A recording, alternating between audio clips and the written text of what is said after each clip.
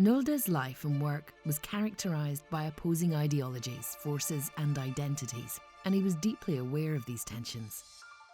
His paintings tell the story of an artist at the forefront of the expressionist avant-garde, using colour and form in a bold, visionary way. Yet he struggled to find acceptance. He was too conservative for the avant-garde, too radical for the establishment, too modern for traditionalists. But out of the tensions and contradictions of Nolde's life emerged a groundbreaking and prolific body of work. In the early 20th century, most aspiring artists looked to the prevailing style of French Impressionism for inspiration. Nolde accepted the importance of Impressionism for the 19th century, but saw this style as too superficial, too sentimental, and too realistic for the 20th century. He joined a group of artists called Die Brüche, pioneers of German Expressionism, who abandoned realistic representations in favour of exaggerations and distortions of line and colour. They wanted art to go deeper, to express the very spirit of life and nature. For Nolde, colour was the supreme means of expression. He said, "Colour is strength, strength is life." Nolde claimed that the Bible was the only book he had ever read, and was immensely proud of his religious paintings.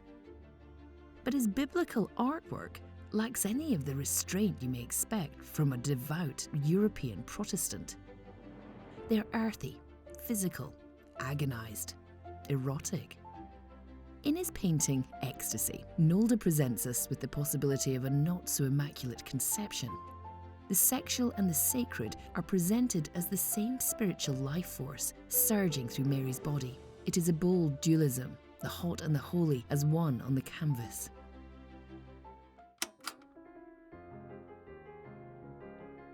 Nolde was a nationalist with a conflicted nationality. He was born in 1867 in northern Germany, in a territory that later became part of Denmark. He had a Danish passport, but felt deeply German. He seemed torn between country and city settings, a provincial painter who celebrated the land and the sea of his native northern Germany and Denmark in the summer. Yet he and his wife returned each winter to explore his fascination with the people in the cafes, cabarets and theatres of Berlin.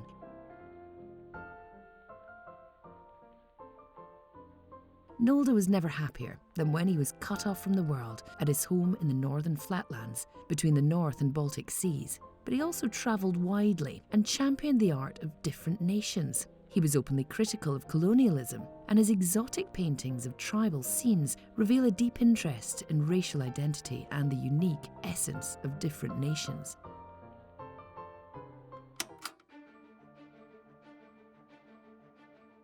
Nolde enthusiastically supported the Nationalist Socialists' vision for Germany. He perhaps also sensed an opportunity to be celebrated as a truly German artist. But his paintings were stylistically too modern, too challenging and too similar to the international modern art that the Nazis hated.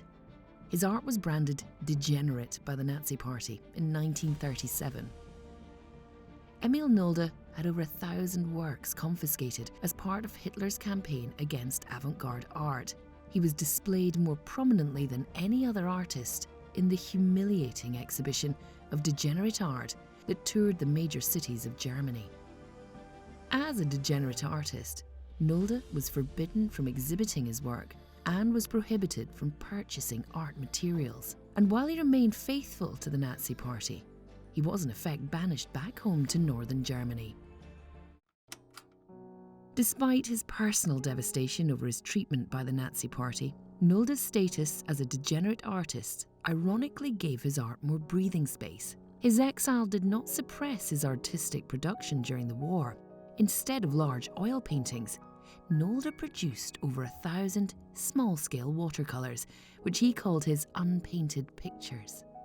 Nolde let his imagination and colours run wild. Mythical beasts emerge in fantasy landscapes, grotesque heads fight for space in claustrophobic compositions.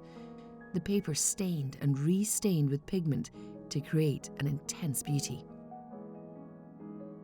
In these watercolours, there is a sense of the contrasts and contradictions of his life, the expressionist and the romantic, the northern and the German, the modern and the primal, the real and the spiritual, finding a sense of harmony, and always vibrant colour and bold form at the heart of his innovative work.